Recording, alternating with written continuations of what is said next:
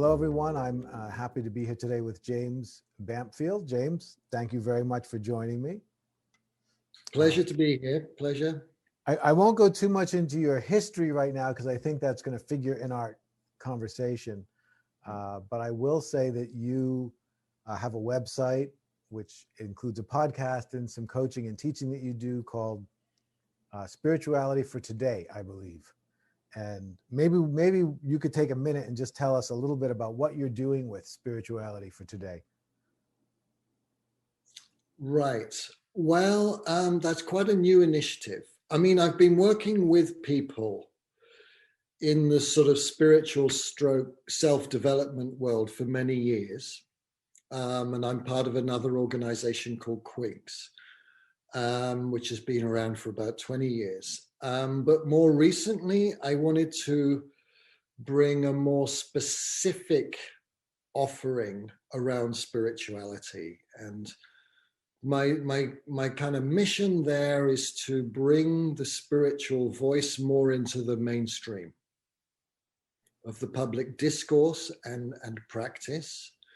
And so I started, thanks to Corona, I had time to think about all these things and to step back, and I got so much inspiration. Also, really as a result of coming out of your meditation retreat in Sri Lanka, where, I don't know, my whole life, sort of spiritual lifeline appeared to me.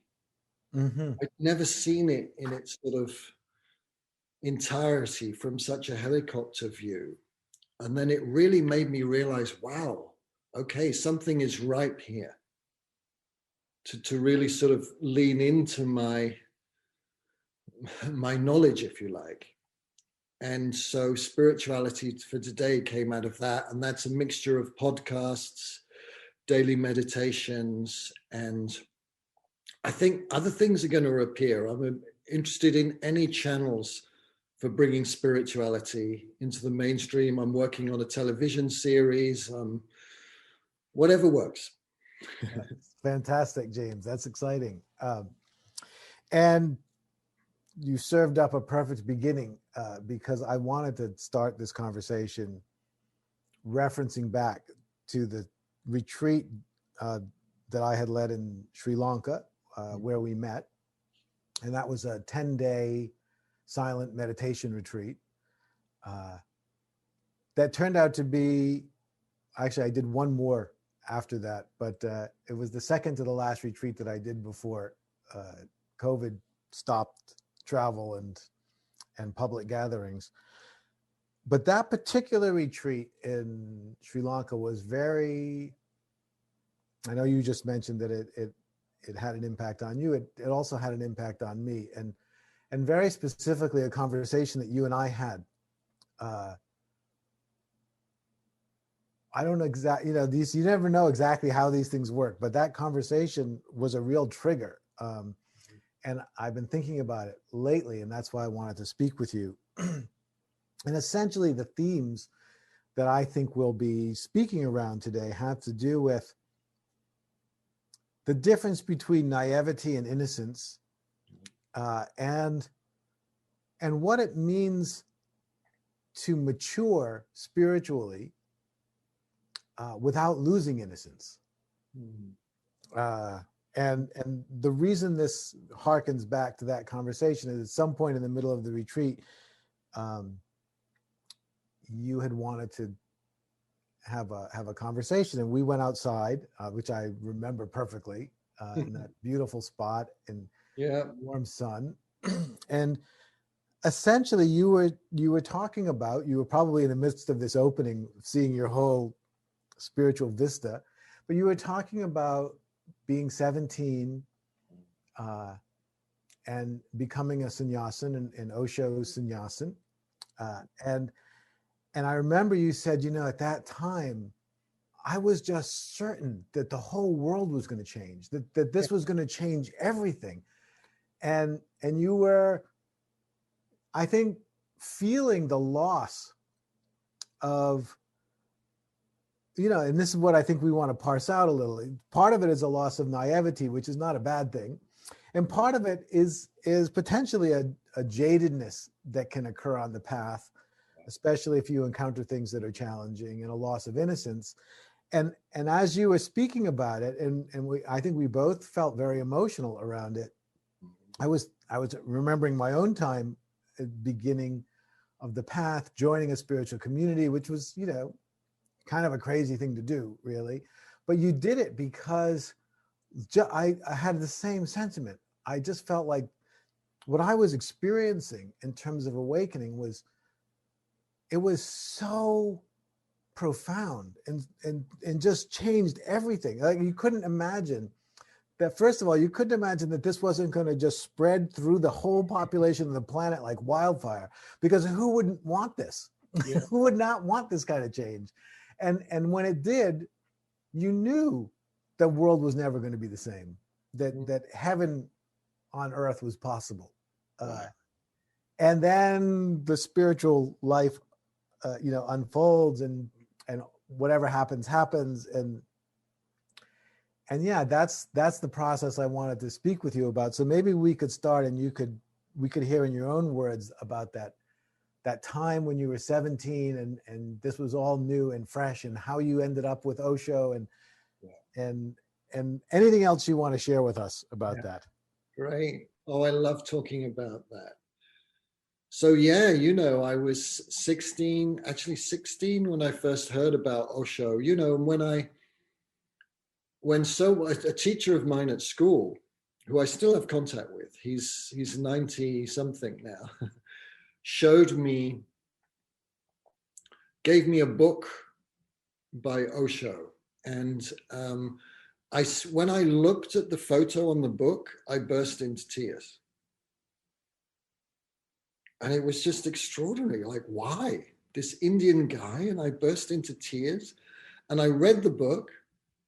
And honest to God, I think I was kind of enlightened for 3 days. It's been all downhill since then. But it was like it just opened up this whole new world.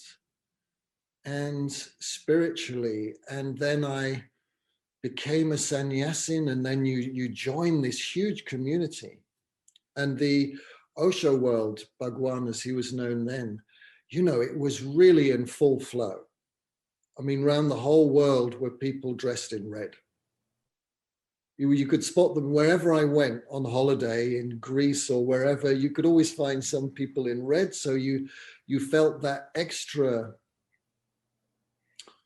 sort of communality. And it was like this sort of, we felt there was this incredible trust in Osho and love. I do believe it's a love affair with a teacher like that.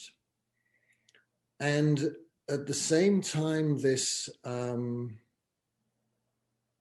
you're feeling that you were on the sort of cutting edge of evolution.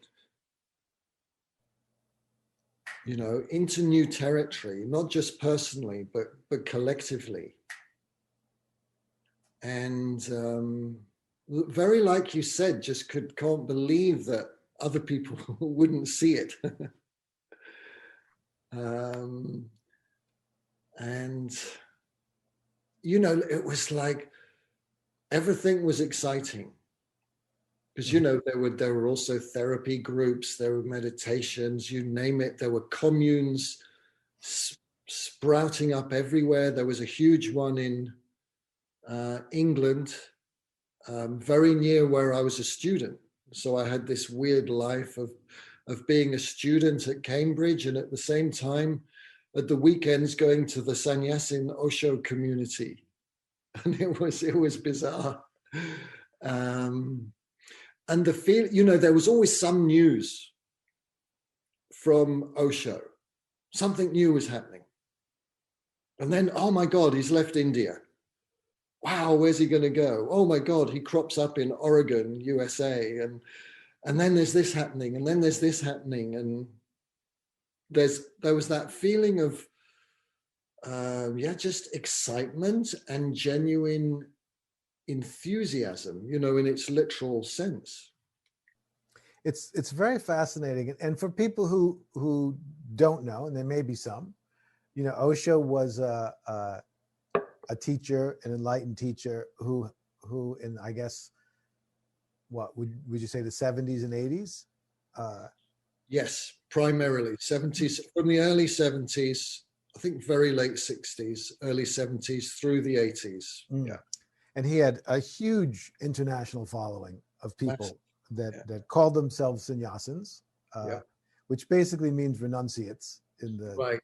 in the Eastern tradition. So people who give up the world essentially to pursue a spiritual life, and having you and I in common have this experience of having in different communities given up the world. In my case, giving up. I wasn't in school. I was older. I was 29, but I had a career, and I let that go. And you just let everything go. It is that the pearl of great price. Right. In those moments, you realize, oh, that's what they meant in the Bible. And there's a bond that I share with someone like you. People who have had that similar experience. It's a very interesting bond, because we were part of different communities. The circumstances were different in many ways, but there is something the same about it. The love of the teacher in the center, which is kind of what brings the whole thing together, and that incredible sense of excitement, like suddenly life just comes alive. And it's because you're in touch with a different dimension, like a dimension. It is literally like you were living in the three-dimensional world of time and space, and suddenly you came in contact with an infinite realm of possibility of being, and you were with other people who were in touch with that, and you were sharing in that, and the intimacy that you had. And I remember feeling like I could tell people anything. Like there was nothing you couldn't talk about. There was no reason to hide anything, because everything was fine. And for a time at least, you're literally feeling like you are living in heaven on earth. Yeah. And in my case at least, eventually things start showing up in community and with the teacher that stand in stark contrast to that. Right. And that's where, in a sense, the initial explosion of somewhat naive enthusiasm starts rubbing up against the reality of the human condition. And that's a very interesting moment, where how is one going to navigate through that, I think is the area, the ground that I wanted to speak with you about. So I'd love to hear any thoughts you have. But it is fascinating. And the thing is that it's so difficult for people who haven't experienced it, think it's all a bit ridiculous. It's a cult, it's a sect, you're brainwashed. It was quite funny when Osho was accused of brainwashing. He said, yes, of course, but people's brains, they need washing, very dirty. Typical Osho. And it is a bit irrational. That's why I say it's more like a love affair, because you surrender to it. And they use the word surrender a lot. But I think what I realized later was that, naivety is a sort of one way of describing it. I think I would go one step further, in the sense that there are there are simply certain projections, unconscious projections, so onto the teacher and onto the whole project. Now, what's happened I think, in the psychological world is that they try and reduce it to those projections, which I think is really unfair and inaccurate, because there was a genuine spiritual longing, attraction that got fulfilled. And at the same time, there were various with that level of involvement and belief and hope and trust, certain unconscious parts of ourselves do get triggered, which we're not encouraged to look at. So in the Osho world, they attracted almost immediately some of the best and most famous psychotherapists in the world. Half the therapists from Esalen just went off to India, and from London. So you were having all this amazing therapy, all into your past, primal therapy, you name it. But the one relationship that didn't receive the same investigation and inquiry was the relationship to Osho. That was beyond bound, because that was assumed to be entirely transcendental. And I think that's, the disillusionment, the necessary disillusionment with the teacher and the project is the withdrawal of that projection. But it's painful.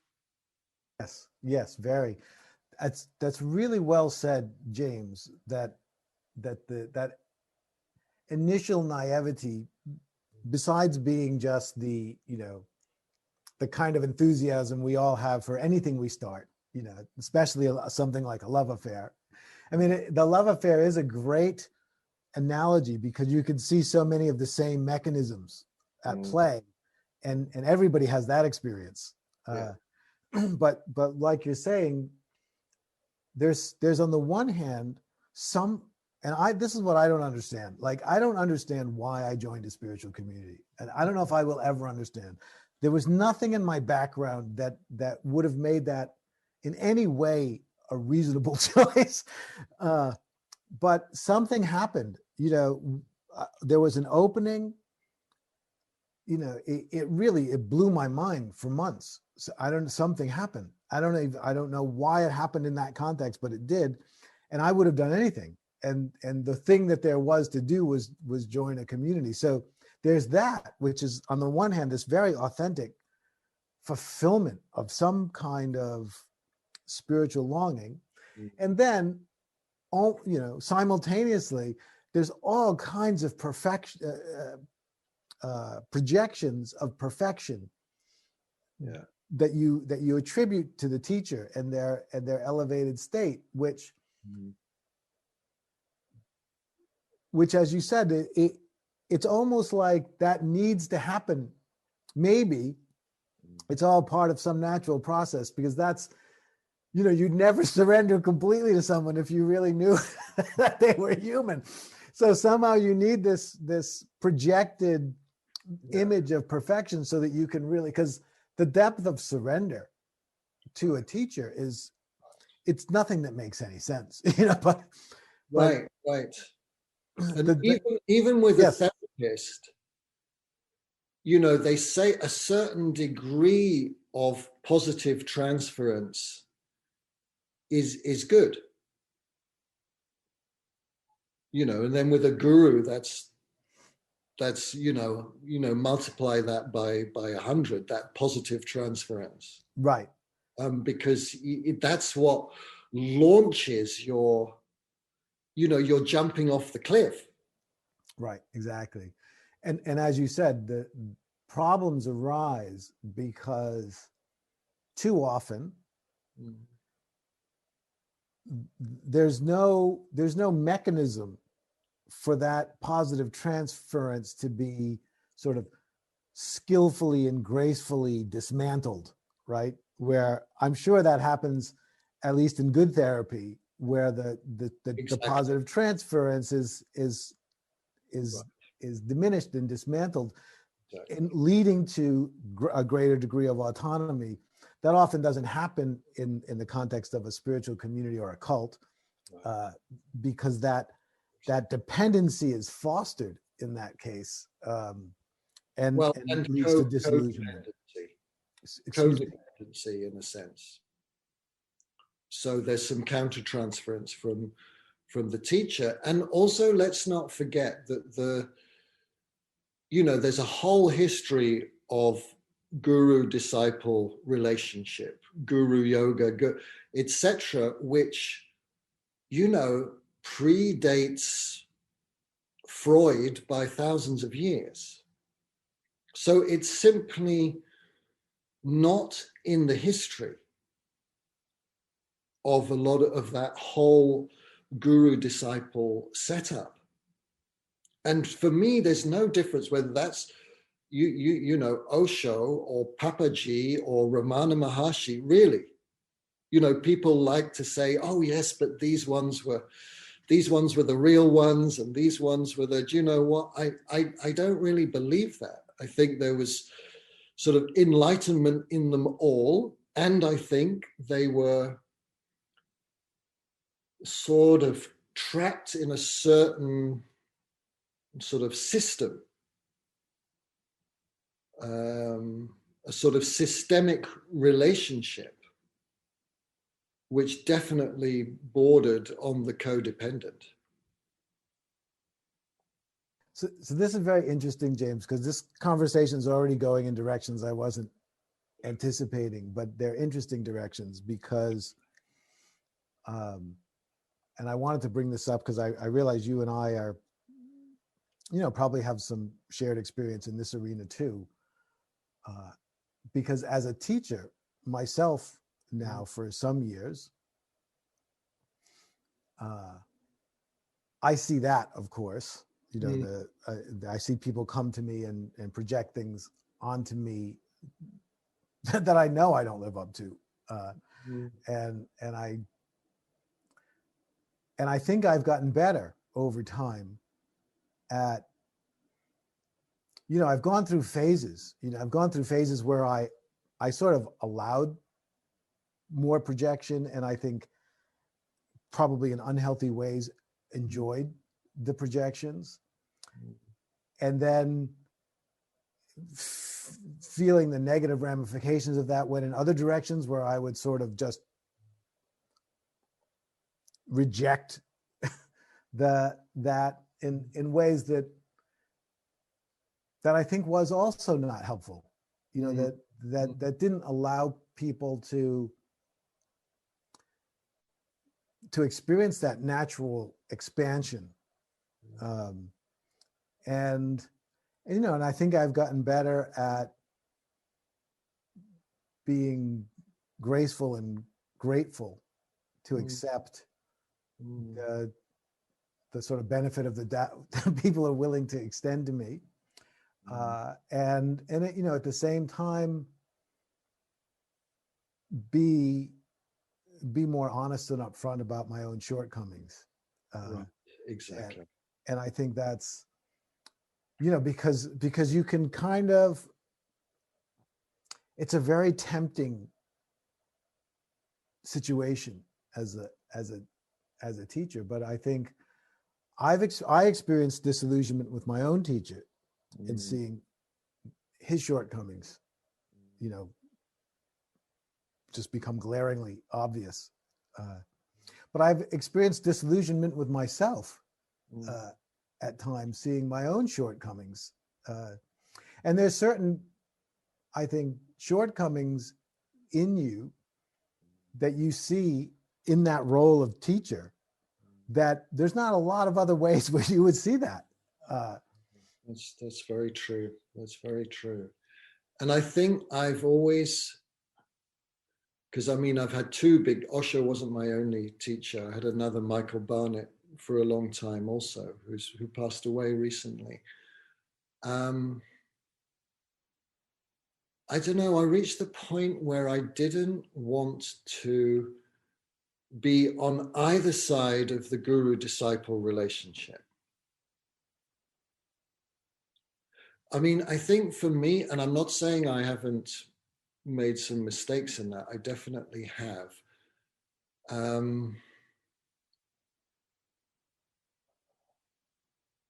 It's more like now I see that it is necessary to wear the teacher hat sometimes and just to transmit. But what I'm suspicious of is the identity of teacher. I see it as just one part of me, and still quite a young embryonic part of me, to be honest. And then I can also, but I want to be free to put on friend hat. Because do you know what I really don't like about the teacher student, guru disciple? I mean, those two are probably not identical, of course, but is that it's lonely. I don't like the loneliness, because you see, in a way, when someone looks up to you like that, on the surface it feels great, but actually they don't see you. They don't see you. They see their image of you. Again, like when we fall in love. And then it's horrible when you know, because at the other side of that is crucifixion. You know, you just do something wrong and their house of cards falls apart, and that can be really lonely and distressing, I find. So I think it's like you said, I think and both my teachers were just almost incapable of showing vulnerability. And I don't believe that's because they never felt vulnerable. Not for a second. And so I just think it's vital that we, when we're in a role that we're in, and we're the kind of people that people say to us, wow, meeting you changed my life. That's a big deal. Mm-hmm. They probably don't say that to their accountant. Well, maybe there are some amazing accountants out there, but you know what I mean? So there's there's quite a sort of responsibility there if people are going to say things like that. Right. So for me, it's vital that we show our vulnerability, and probably at the right time. You know, I'm not saying you know, that may be at different times with different people and so on. Yes. They also need to feel safe that, you know, that you can guide them in a certain direction. But that's what's come to me. I don't want to be lonely, and I want to be able to show my vulnerability. Yeah, I would totally agree with that. To the extent that you've become a projection, a projected image, there's not an actual connection. And yeah, I think that's incredibly well said. And I guess, you know, I was just remembering back to that retreat in Sri Lanka and that conversation that you and I were having. And as part of that, you said a couple of things to me personally that were, I don't know if I remember them entirely, but they were some of the nicest compliments I'd ever gotten. And, you know, they represented the me of a later phase of my, you know, my teaching career has been fairly short anyway, but it was a later phase of that short. But you said, the thing I really, you said, I really appreciate the fact that you stand so confidently in the ring of power that you have without claiming that you have the one ring that rules them all. Right. I'd forgotten that. And I thought, what a beautiful way to say, because basically there's something that I've opened up to in the realm of meditation, in the realm of direct access to,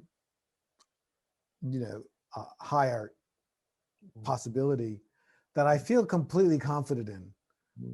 But I don't feel like that's the answer to everything. And I don't feel that having that kind of access means that I know everything about everything, which I think is a huge trap.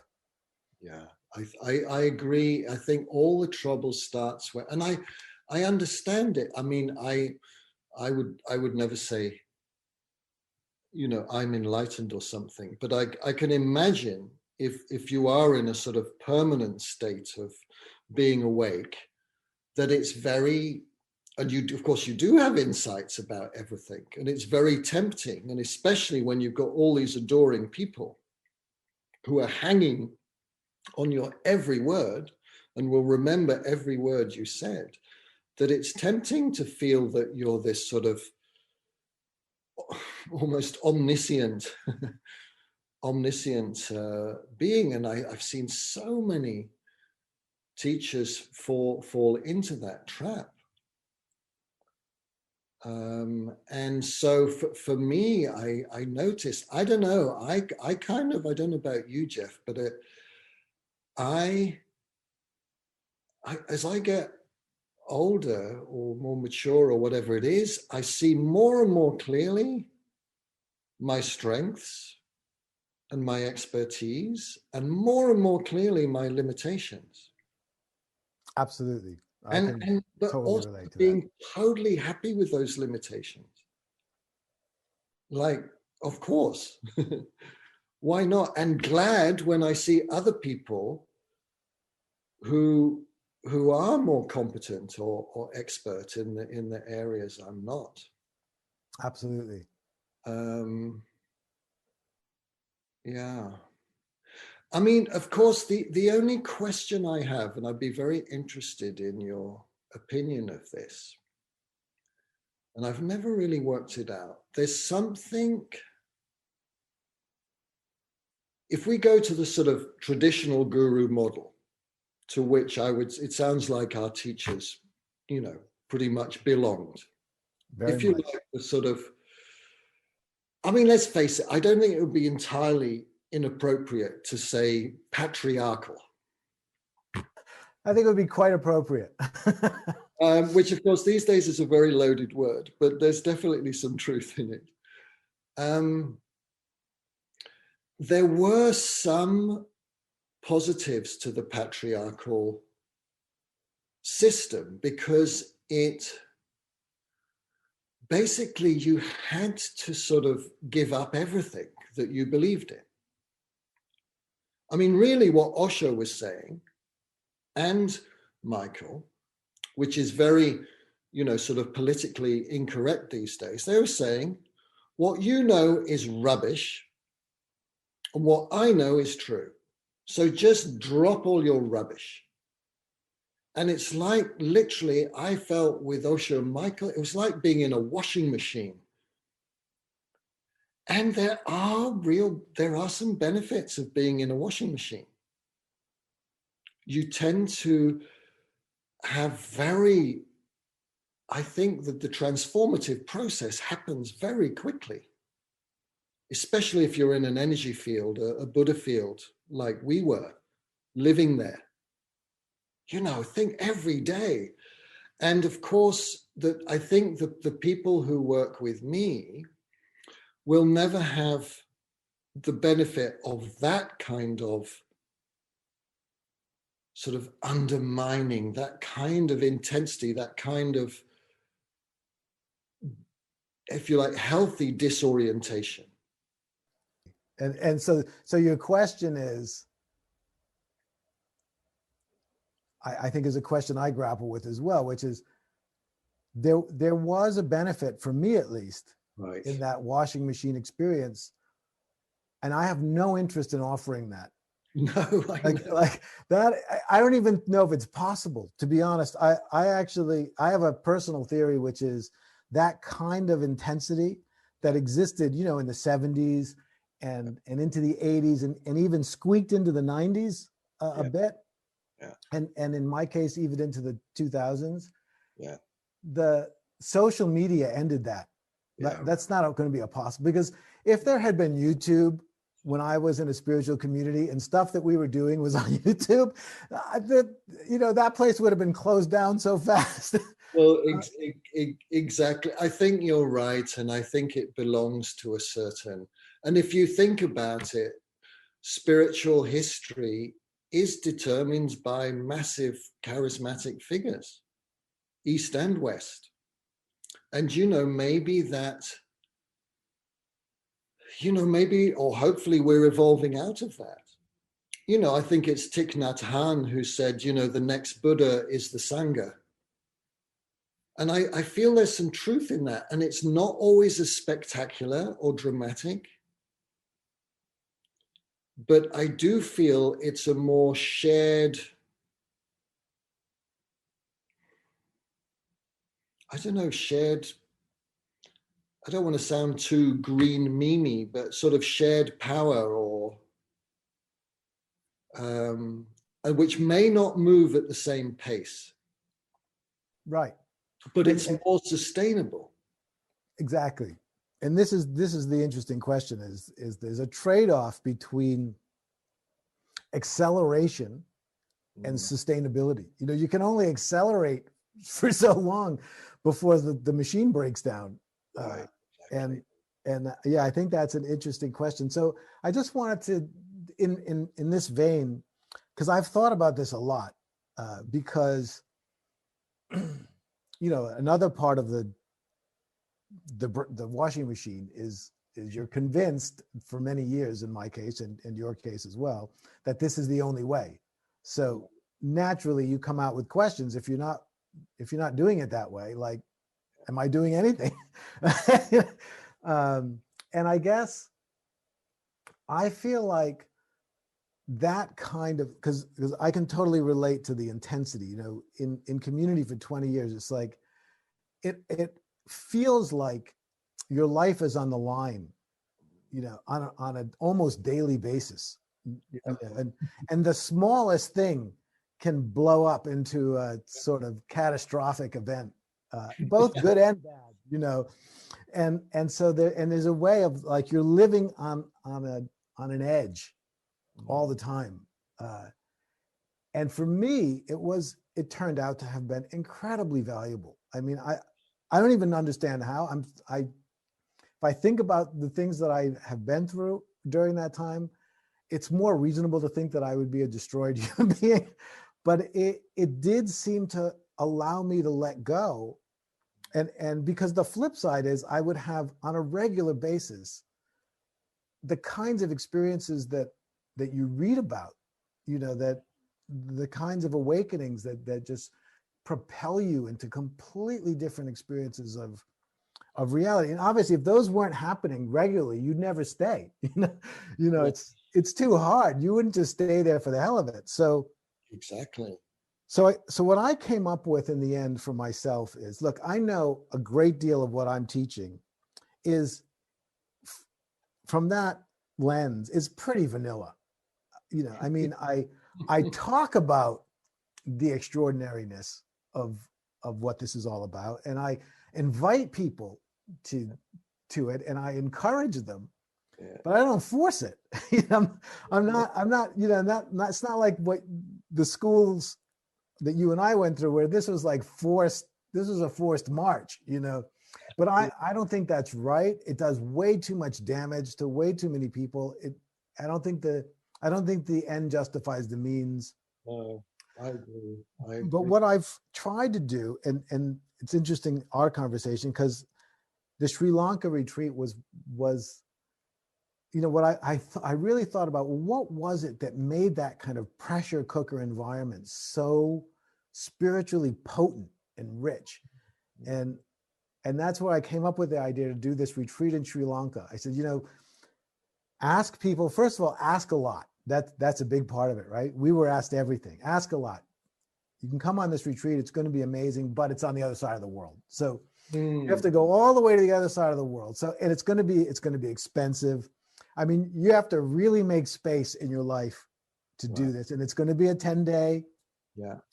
And then when you get there, I'm going to take your watch and your computer and anything that tells time so that you don't know what time it is, and you've kind of lost contact with the world and you can't go down the internet and you're basically surrendered. And then I'm going to basically just tell you when it's time to wake up, when it's time to go to practice, when it's time to eat.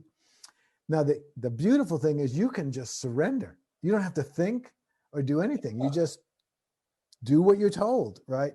But the part of us that like wants to be in control, Yeah. you know, and so for that retreat, it's just 12 people. I ask for an application before. I interview people I don't know, so I can kind of get a sense of who they are and what their interests are. So I'm and then we can do enormous amounts of practice. I can wake everybody up at 4:00 in the morning one day, and you know, and I know these are going to be people who they're up for the challenge. Yeah. And I feel like in that little restricted environment, I'm able to create some degree of Yes. that kind of intensity. And you did. That's why it was so transformative for me. And now you say that, I love the way you express that, because in a way, what you're saying is you create a similar intensity that is really part of a whole setup. It's not just dependent on you. I agree. And it's all about, so you are saying you need to surrender some things. You need to surrender time. You need to surrender money. You need to surrender your mobile phone, your watches. And it did remind me a bit, like, even it's funny you say that, like, I don't know if you remember, I shared a room with that wonderful guy whose name I've forgotten now. And Yes. he was just the most terrible snorer, you know? But I decided, and it really was awful, I really slept very little.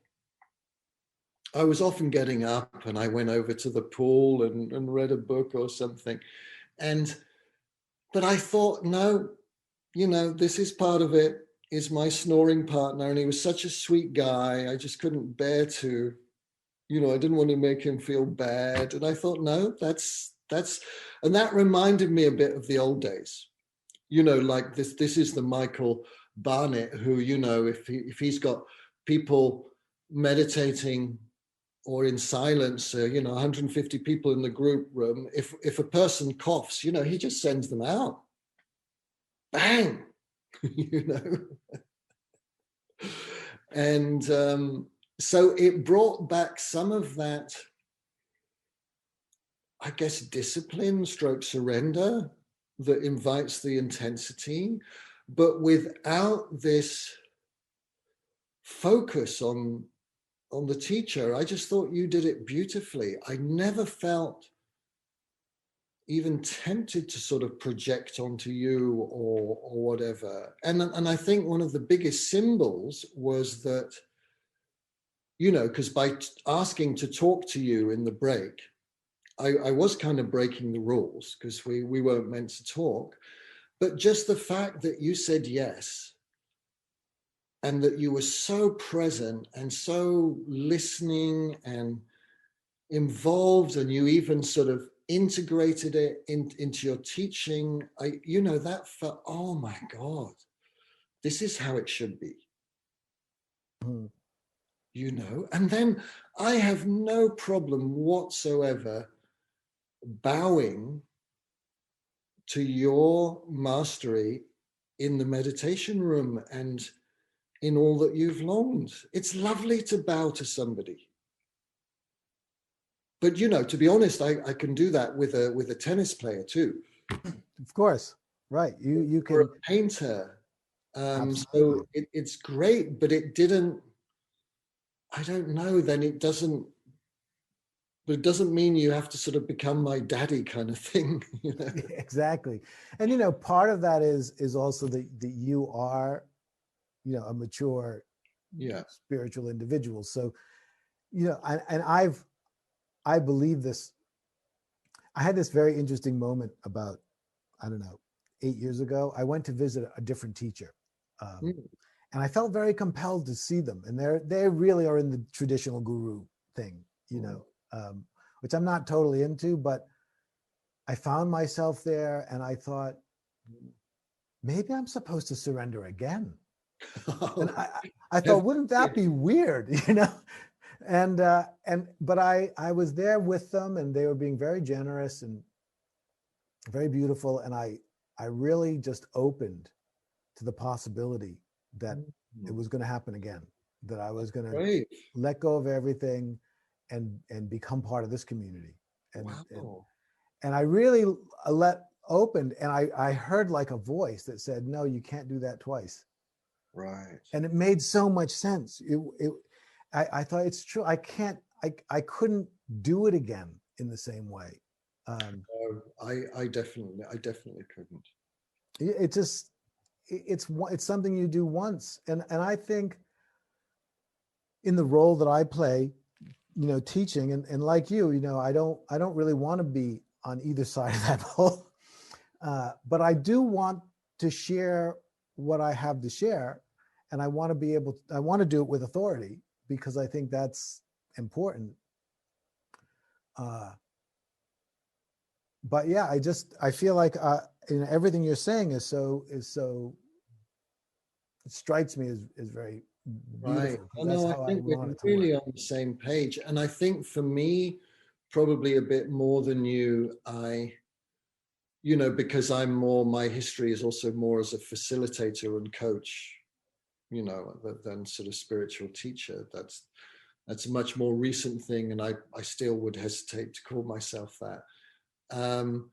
I think because of that reluctance to be on either side of that fence, I think I have been a bit slow stepping into my authority. And so I get that feedback quite a bit. Come on, you need to step into that more, get out there, show up. And so that's a lot what this spirituality for today. And that's really what came out of the retreat with you, followed almost immediately by Corona.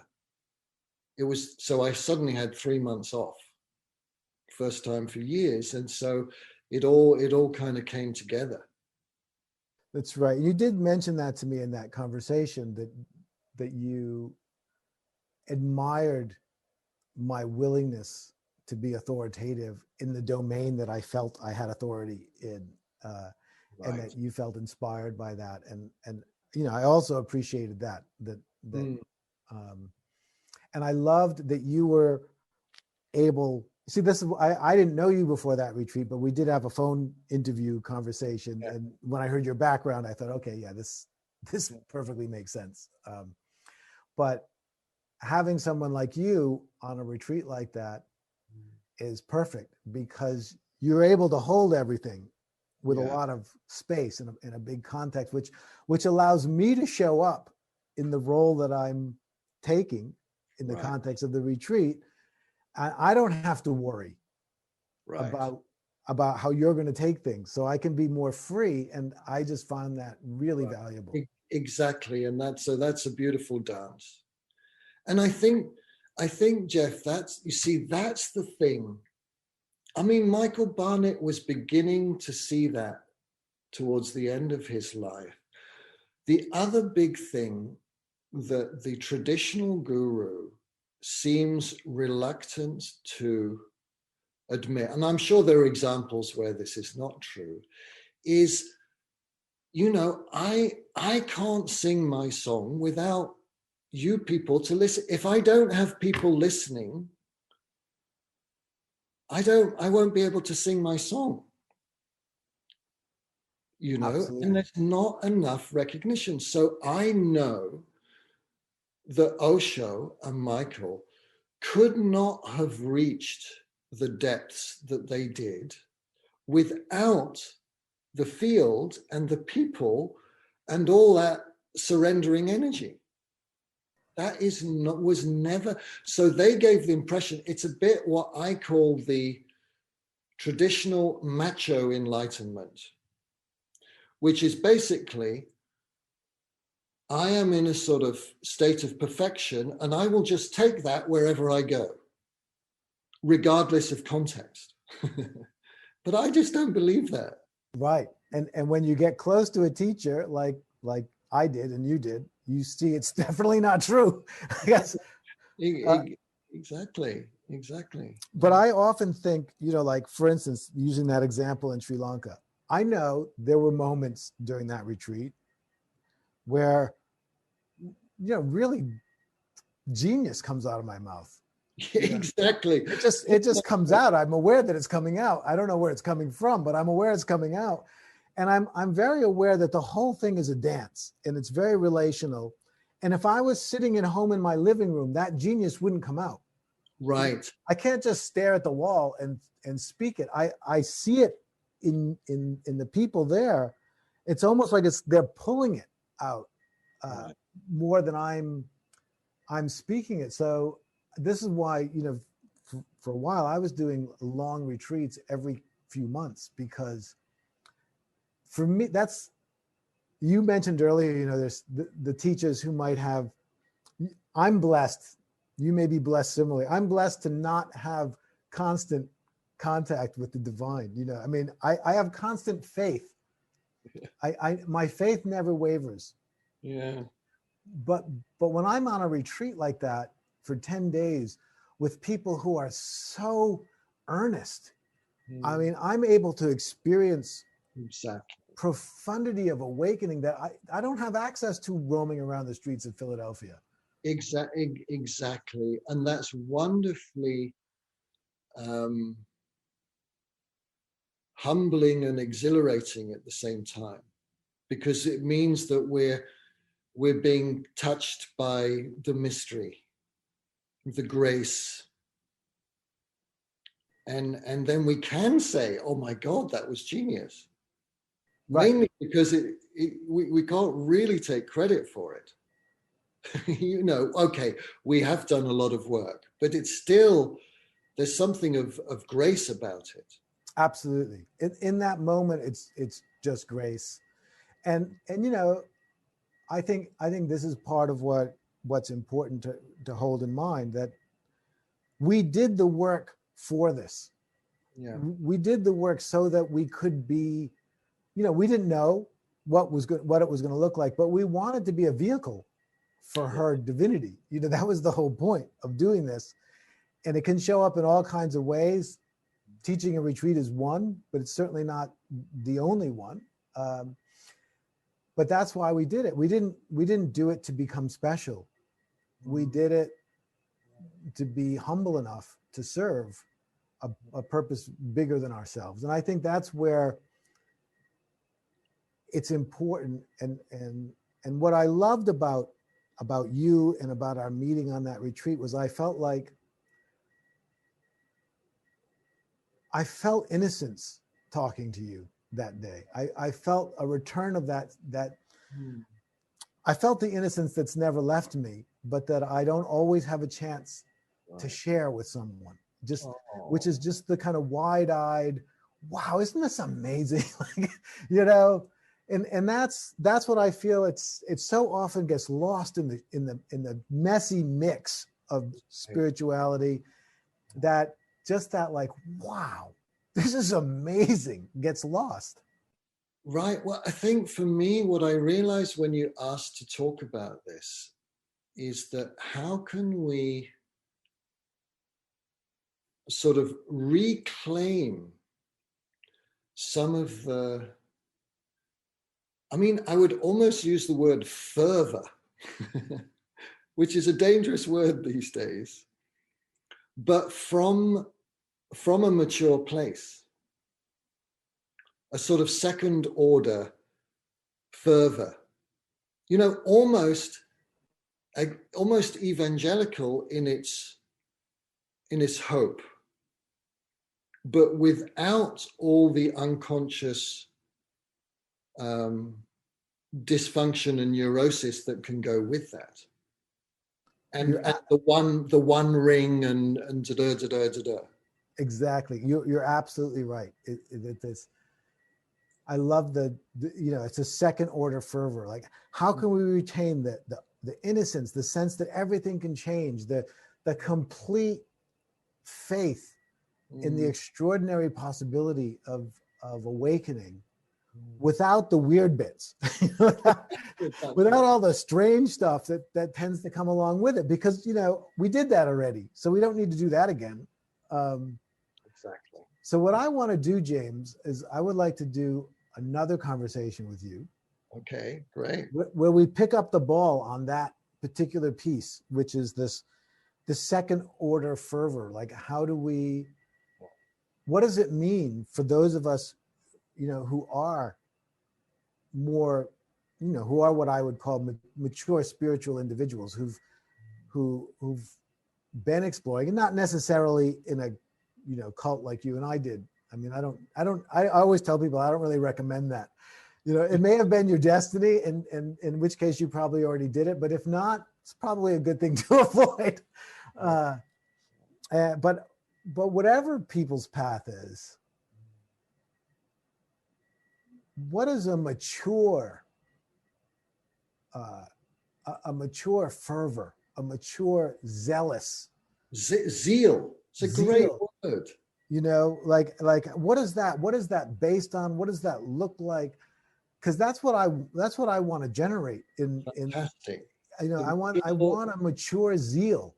Yeah, a mature zealot. Yes. I know. No, I agree, and I think one last thing that, you know, I finally got round to it. I don't know if you've watched it, but the Netflix series about Osho. Have you seen it? I saw the first one, and, you know, it was a little too close to home, so I stopped watching it. I tell you, that's intense. If you want to see the beauty and the horror, I mean, of course, I had no idea of most of this stuff, but it really shows where it can go wrong.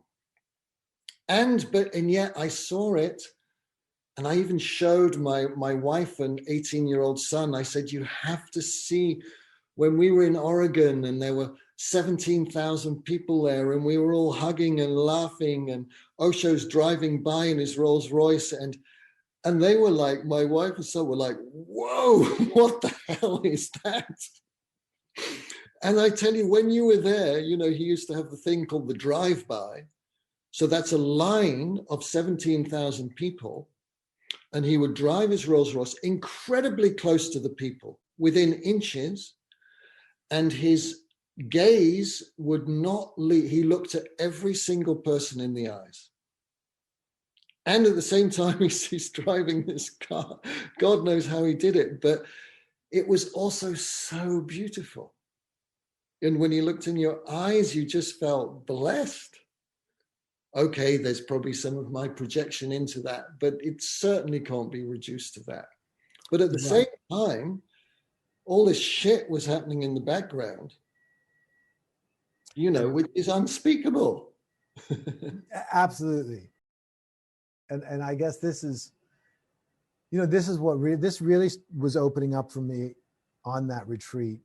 Yeah. You know, and the retreat as a whole, but there was a trigger in our conversation. There's this second order zeal, you know, this mature zealot quality, because I don't want to lose that. I don't want to lose it in myself. I don't feel like I have lost it, but I can see how I hide it. Sometimes I'm afraid to be too public with how big a solution I feel like awakening is to everything, you know, because I don't want to sound naive, but it is how I feel. But I think also, Jeff, the reason why we hesitate to is that, you know, the early parts, certainly of Osho and Michael, were, you know, the whole sort of postmodern revolution was only just happening, and only really in academia. And that since then, that has spread, and quite correctly, it has focused on, you know, basically power and oppression, to which gurus and disciples are very vulnerable. And so that brought a whole wave of cynicism, really. Well, there's a healthy skeptical core, but it so easily becomes cynicism. And if you're not cynical and you're genuinely hopeful, I don't know, it's pretty uncomfortable these days. It is. And that's why I loved talking to you, because I felt like, oh, he's not cynical and generally hopeful, and so am I, and I can relax. Yeah, exactly. It's okay to feel this thrilled about the possibility of reality. Yeah, and sing hallelujah. Exactly. So this is fantastic. I look forward to continuing the conversation. So thank you so much, James. You too. It's been really great. My God, an hour goes quickly. Thank you, sir. And wow, I love that. I feel so good. I'm going to be exploding for the rest of the day now. Right. You feel zealous. I feel totally zealous.